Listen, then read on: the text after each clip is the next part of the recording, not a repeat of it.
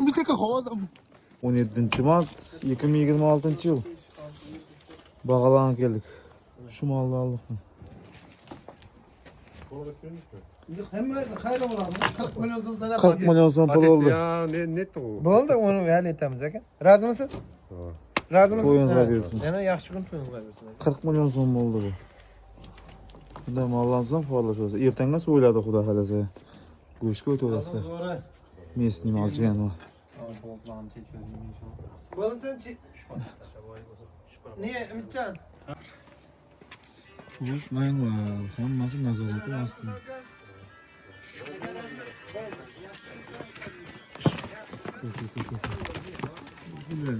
Haydi erken yürü. Çık. Sıkkaçıp uzayıp gittim ama.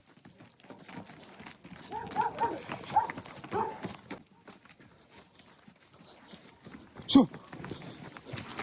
Sayın Bolt abi yet abi sizin sizden yıkın işte.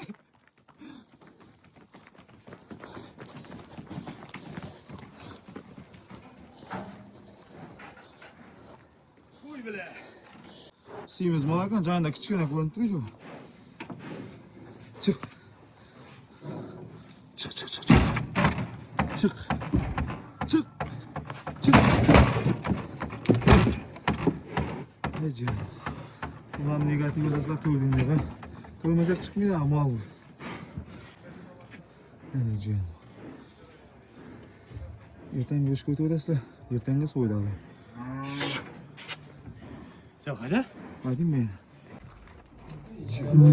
Bo'ynam zo'r ekanmi? Terisi yo'q ekanmi? Ya, qalin terisi yo'q. Bo'yinda qarab ol. Shunday mollarimiz ham xorlashyapti.